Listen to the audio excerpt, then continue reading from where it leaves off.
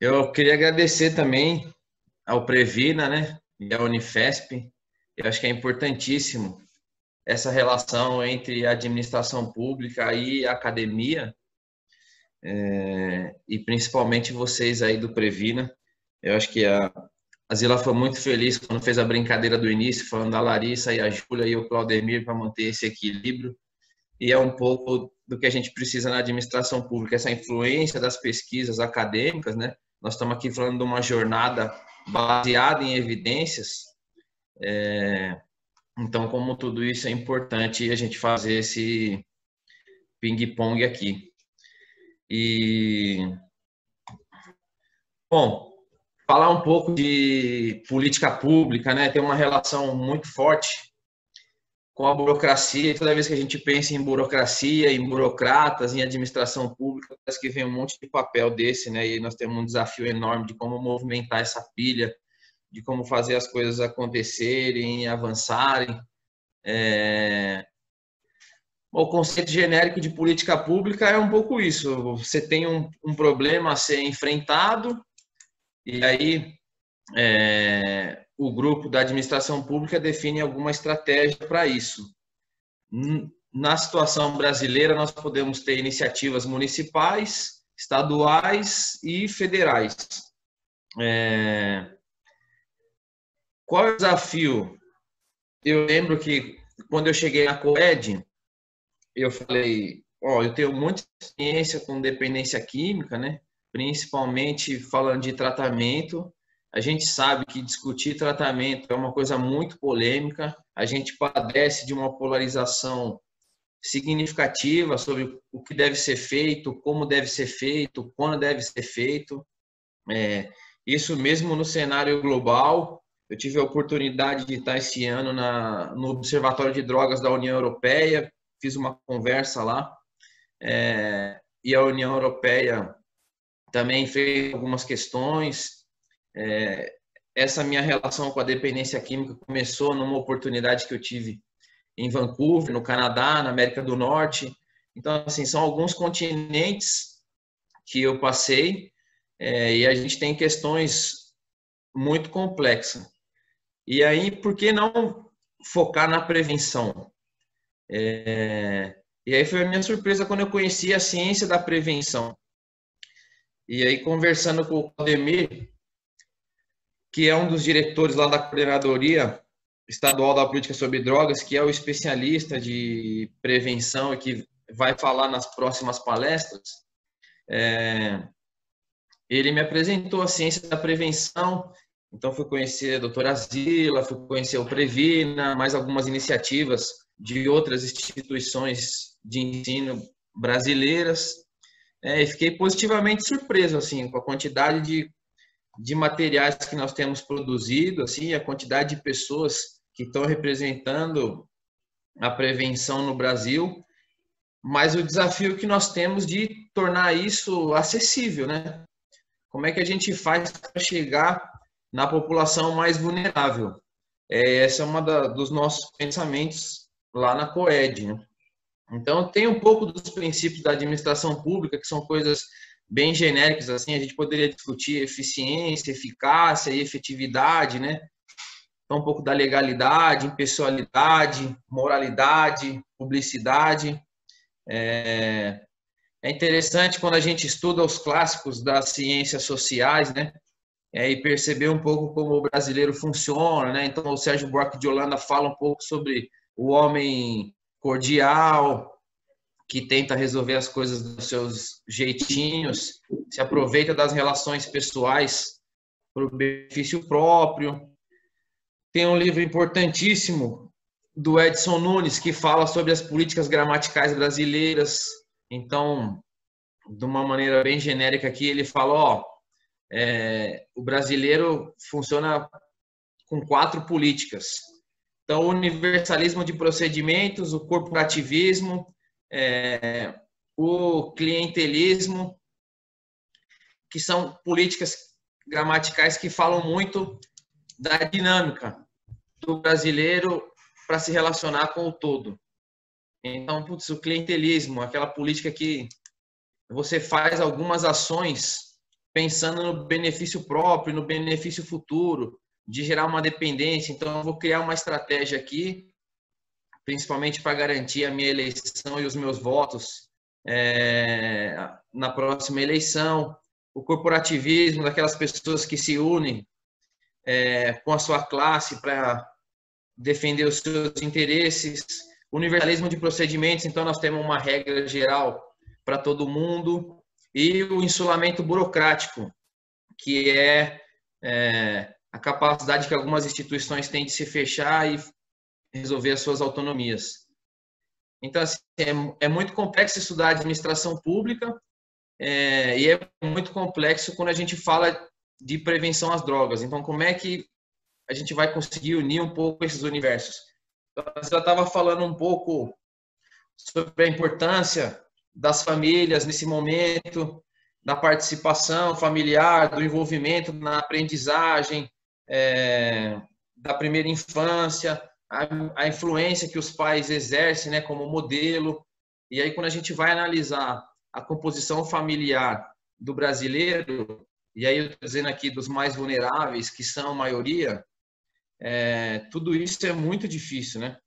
Você não tem pais e mães presentes, a gente ainda padece de muitos pais que são analfabetos ou analfabetos funcionais. Então, como é que eles vão fazer para exercer uma função de bons referenciais para esses filhos, né? Como é que eles vão acompanhar esse processo de educação? Então, considerando todo esse cenário das famílias e das vulnerabilidades, como é que a gente define, né, uma política eficiente? Como é que a gente define uma política com eficácia e efetividade, pensando na prevenção, né? Então, bom, a ciência da prevenção, um pouco isso. Quando eu fui emergir, eu fiquei positivamente surpreso, né? Bom, o Brasil é a referência do enfrentamento ao tabaco. Então, quando a gente pensa em benchmarks, nós estamos dizendo, o Brasil enfrentou muito bem o tabaco. Então, a importância das políticas com restrição. Está claro hoje que o uso de álcool é proibido para menores. Agora, quem fiscaliza hoje? Então, na dinâmica brasileira hoje, essa é uma atribuição da vigilância sanitária. E é muito complexo, né? A vigilância, primeiro que não tem quantidade de gente suficiente para fiscalizar todos os estabelecimentos, e nós também temos dificuldade, enquanto brasileiros, do enfrentamento. Então, muita gente assiste uma criança num supermercado, seja ele de pequeno, médio ou grande porte, comprando uma bebida, e tem coragem de falar, isso aqui está errado, de chamar o gerente, de fazer uma denúncia, alguma coisa desse tipo. Então, é um pouco do que eu estava falando. A gente tem as dificuldades da administração pública e a gente também tem a dificuldade da cultura brasileira. A gente, historicamente, não é do enfrentamento, né? Então, são coisas que precisam mudar significativamente. Então, controle de densidade dos postos de venda, repressão ao tráfico, a importância da gente ter programas baseados em evidências científicas, né? A gente, infelizmente, nós já tivemos um programa brasileiro que teve um efeito iatrogênico. O que eu quero dizer com iatrogênico? Que gerou um resultado reverso. Então, a gente queria que fosse postergado o primeiro uso e ele acabou sendo antecipado. Inevitavelmente, essa relação das drogas tem uma relação muito próxima com a pobreza e a desigualdade. Então, quando a psicologia fala da importância da sua rede de apoio, que a sua rede de apoio vai trazer mais resiliência, e a gente olha para os brasileiros mais vulneráveis, como é que se constitui essa rede de apoio, né? Se eles estão com dificuldade de acesso à moradia, lazer, educação, trabalho. Então, é um ciclo muito complexo, né?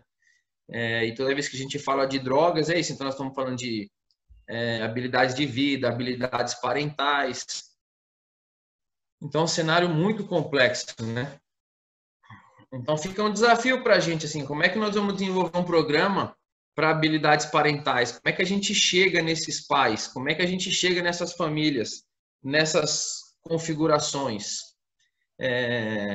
como é que a gente fala de habilidade de vida e como é que a gente incentiva essa melhoria na educação. A gente sempre, quando vai discutir a prevenção, fala, né, sociedade, comunidade, família, escola.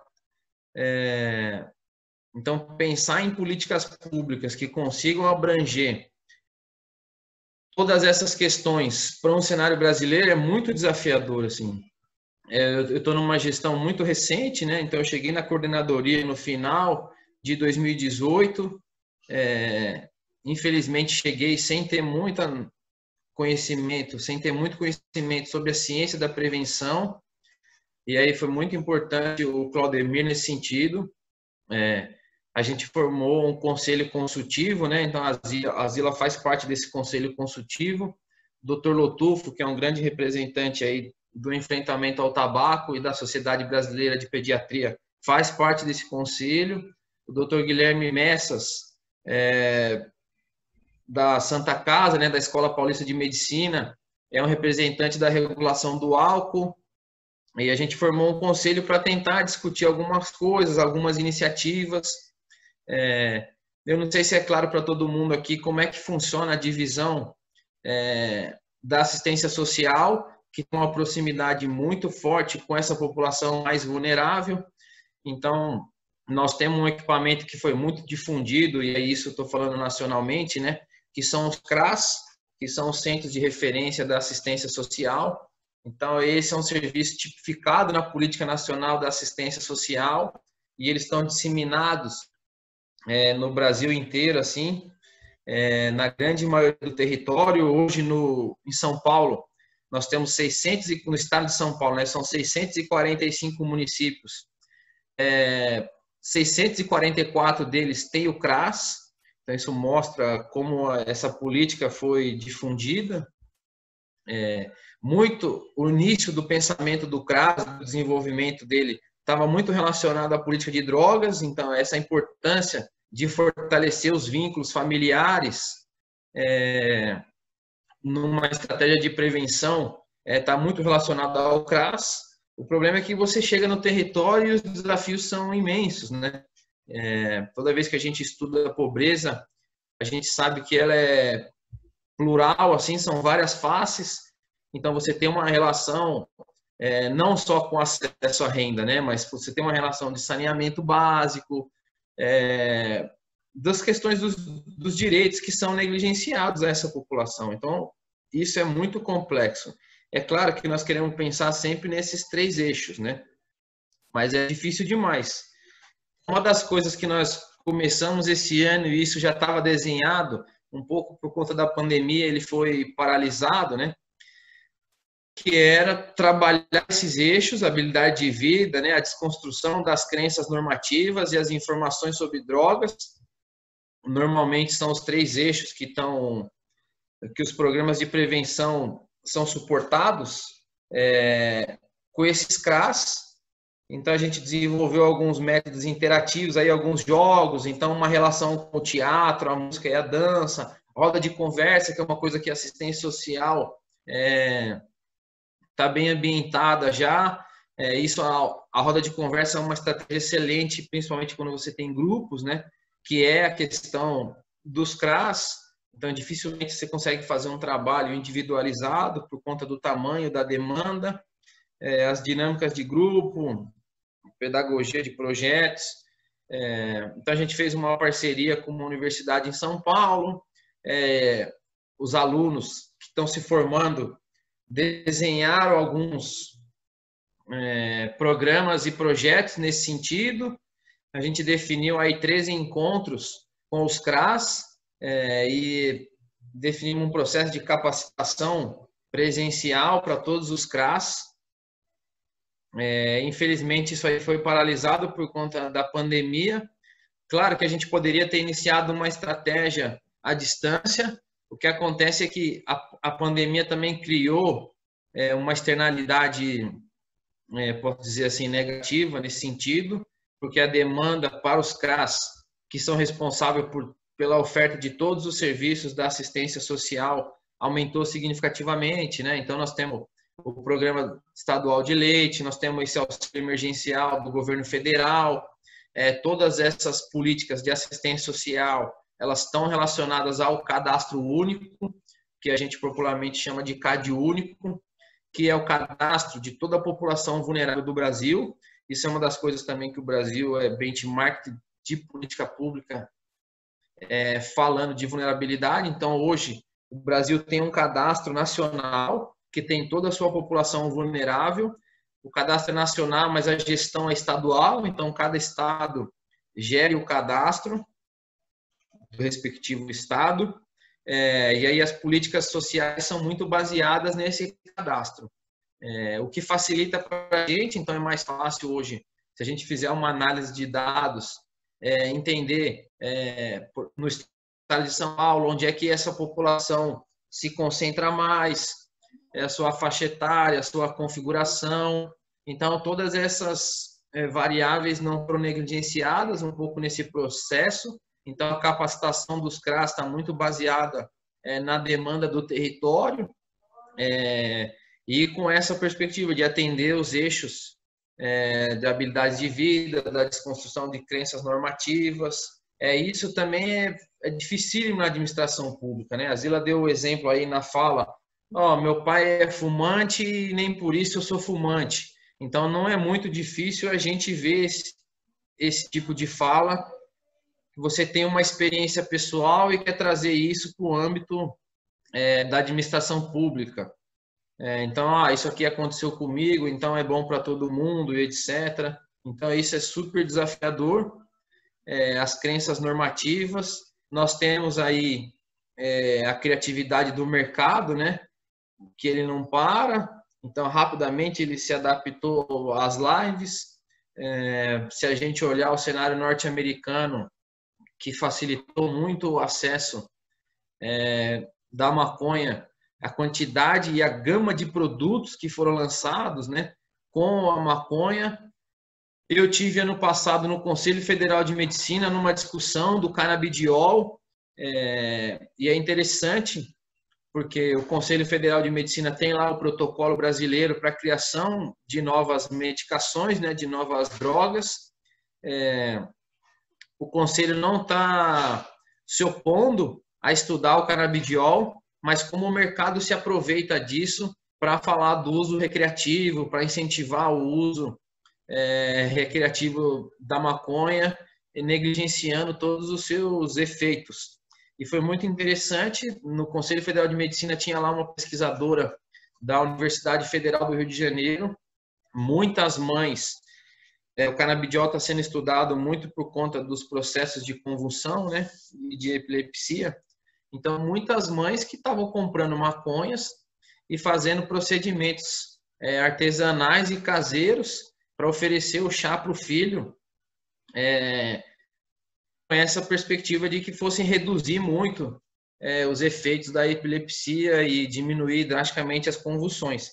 E essa pesquisadora foi então estudar o que eram esses chás que as mães estavam fazendo. E é interessante perceber que você não tem o canabidiol presente. Na análise laboratorial, fazendo uma análise farmacológica, e você não via a presença do canabidiol. Então, tem uma discussão muito grande do efeito placebo. E uma das coisas trazida por um dos representantes lá do conselho, na época, no dia, quer dizer, que estava tendo uma discussão, uma das mães foi lá dizer, e sempre uma fala de que, eu não tenho conflito de interesse nessa questão, porque eu não trabalho em nenhuma indústria farmacêutica, estou aqui representando meu filho. E aí o médico fala, não, eu não quero ser violento nem agressivo, mas a senhora tem um conflito de interesse, aquele não é financeiro, né? A senhora está pensando no seu filho. E aí o protocolo é para dizer o seguinte, a gente precisa respeitar os passos do desenvolvimento e da validação de uma medicação, porque se a taxa de sucesso ela é muito baixa, acaba prejudicando mais do que auxiliando, a gente não pode aprovar, ainda que ele tenha beneficiado muito o seu filho. Então, as crenças normativas elas são um enorme desafio. Por isso, a importância de regular o que aconteceu com o álcool, né? Então, as propagandas, a fiscalização drástica da comercialização e etc. Então, são duas linhas importantes. E aí, toda vez que a gente fala de regulação, de fiscalização, nós estamos falando de uma participação significativa do legislativo. Então, se a gente quiser desenvolver programas mais robustos, pensando em restrição, a importância da gente escolher bem os nossos legisladores. E aí, independentemente se eles são de âmbito municipal, estadual ou federal. Nós temos bons exemplos com leis municipais. Então, Diadema, que é um município aqui do estado de São Paulo, da Grande São Paulo, né, e popularmente do Grande ABC, foi um caso de sucesso interessante. Restringiu, com uma lei municipal, a comercialização de bebida alcoólica depois das 10 da noite, o fechamento de bares, e como isso foi positivo para aquele município, como reduziu significativamente a violência, os acidentes de trânsito, a solicitação, consequentemente, da polícia e do SAMU. Então, muitas externalidades positivas. Agora, é difícil segurar o mercado e a sua influência.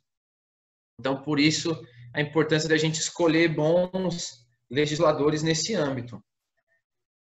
E uma das coisas que a gente criou nesse momento de pandemia é o curso, chama Paz na Prevenção.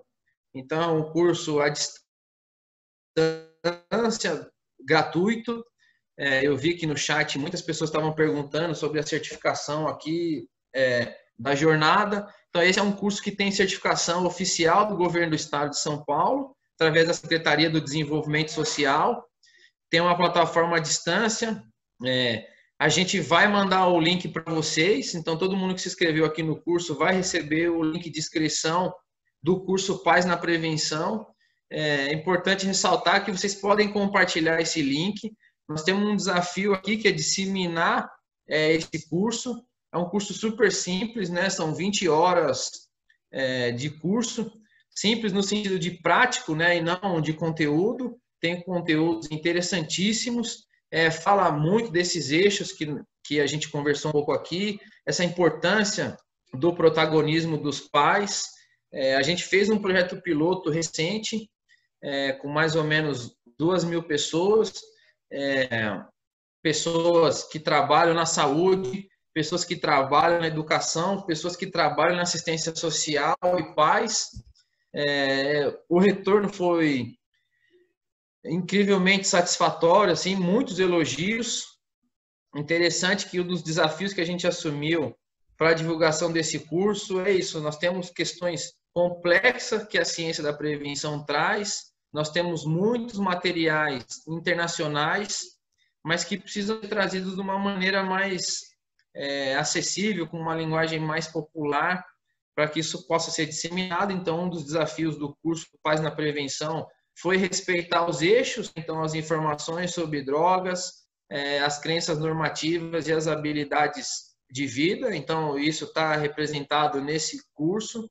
Ele tem algumas atividades, tem alguns vídeos extras, mas os professores, os agentes de saúde e os profissionais do CRAS têm elogiado muito para dizer, a gente lida com essa questão diariamente e muitas das vezes a gente não sabe o que fazer. Eu lembro a primeira vez que eu ouvi o seguinte, não se pode, não é recomendável, né? E já foi comprovado cientificamente, isso gera o efeito iatrogênico, você levar ex-usuários para falar com criança e adolescente. Claro que para muitos aqui que já estão envolvidos há muito tempo com a prevenção, isso já está claro e está super difundido. Mas a gente convive com esse tipo de crença até hoje, das pessoas que acreditam que se eu levar alguém lá e mostrar como foi difícil sair das drogas, isso vai evitar com que os adolescentes usem. E a gente já conseguiu comprovar que, na verdade, é o contrário, desperta muito mais curiosidade do que afasta. Então, são informações simples como essa que precisam chegar principalmente para as pessoas que trabalham com droga. Por quê? Porque isso é o que eu falei no início. A discussão sobre o tratamento, ela toma uma proporção muito grande hoje. E a gente tem dificuldade de romper com essas crenças normativas. A gente tem dificuldade de trazer para os pais o que são as habilidades parentais. A gente tem dificuldade de falar com essas famílias que são muito vulneráveis e que já não tem mais uma configuração estável, vamos dizer assim, e organizada, sobre a importância de impor limites, sobre a importância de ser um modelo, um bom modelo, uma referência para os filhos. Então, o curso é um pouco nessa ideia de disseminar os conceitos da ciência da prevenção numa linguagem fácil e popular, 100% gratuito, né? Então, é o governo que está oferecendo e à distância. Então, eu vi que tem pessoas aqui do diferentes estados, vocês fiquem à vontade também, não é uma restrição, tá? Ser morador do estado de São Paulo. Então, se vocês puderem ajudar a gente a disseminar isso na rede de vocês, é importantíssimo. A gente também construiu um canal no YouTube, chama Prevenir Sempre. Então, você pode entrar no site para fazer a sua inscrição, Prevenir Sempre. Tem um canal no YouTube, tem um perfil no Instagram. Nesse momento de pandemia, a gente foi tentando assim se reinventar um pouco, falar sobre o tema. Agora nós estamos numa série aí falando das habilidades de vida, que é uma coisa que precisa ser disseminada. Então, a Organização Mundial de Saúde já definiu quais são as 10 principais ou que influenciam significativamente. Então, essa semana nós estamos falando um pouco sobre essas habilidades de vida, mas a gente falou sobre o consumo de álcool durante a pandemia. É impressionante. A Organização Mundial também emitiu uma nota e a UNIAD ajudou a disseminar isso, como as pessoas tinham algumas crenças do tipo, então se o álcool gel desinfeta a mão, então vamos consumir mais álcool, isso vai matar o vírus, vamos consumir álcool que tem uma taxa muito maior, então uma bebida mais forte para matar o vírus. Então, muitas coisas que foram disseminadas durante a pandemia, o mercado se aproveita disso, né, para lançar novas bebidas, para fazer promoções. Então, a importância da gente conseguir disseminar as informações verdadeiras para aí conseguir enfrentar as crenças normativas. Então, é por isso que a gente criou o curso, é por isso que a gente criou esse canal no YouTube, também tem um perfil no Instagram, tem um perfil no Facebook, é sempre esse login aí, essa fala do Prevenir Sempre. Vocês fiquem à vontade para compartilhar, assistir os vídeos, criticar. A gente também, nessa perspectiva de trazer as coisas de uma maneira mais fácil e tangível, então o NIDA, né, que é o Instituto Norte-Americano lá de Uso e Abuso de Drogas, tem lá um check-up familiar, um compilado com os conceitos básicos. A gente fez uma tradução desse check-up. A ideia também é divulgar isso, só para vocês entenderem, né? Uma das iniciativas que nós fizemos foi eu peguei todos os e-mails de todos os CRAS, né, o Centro de Referência da Assistência Social, e os CREAS, que também são da assistência social, e aí já na proteção especial, quando as questões já estão afloradas, né, e o desafio é maior, a gente mandou para todos eles. Então, muitos estão fazendo já os cursos, muitos estão com acesso ao check-up familiar, e aí nós vamos monitorar um pouco para ver como isso acontece. É o que eu falei, essa não é uma prioridade nessa pandemia por conta de todas as outras questões, mas a ideia é começar já falando desse assunto. É importantíssimo para nós essa aproximação com os CRAS, por estarem na ponta. O próximo passo é a educação. Então, nós queremos validar um pouco esse protocolo dos 13 encontros com os CRAS e ver como é que a gente faz uma adaptação para isso, para a educação e os professores. É uma questão sempre sensível para a gente que defende a prevenção. Isso é claro e é importante. mas muitos profissionais encaram isso como uma demanda extra, né? Poxa, está vindo mais trabalho, agora eu também tenho que me preocupar com isso. Então, a gente precisa ter muita sensibilidade, construir. Por isso, a disseminação do conceito, a gente precisa falar da ciência da prevenção, a gente precisa falar das evidências, e isso ajuda não só a desconstruir as crenças normativas, mas como abrir caminhos para falar sobre prevenção. E eu queria sensibilizar vocês um pouco, porque estando na administração pública, no estado de São Paulo, lidar com essas questões, frente às vulnerabilidades que o povo paulista já sofre, então é um desafio muito grande. Queria agradecer a participação de todo mundo, mais para dar um panorama geral aí sobre as coisas que a gente tem feito, como tem feito, um pouco do tamanho do desafio. E, bom, estou aqui para a gente conversar um pouco, tirar dúvidas.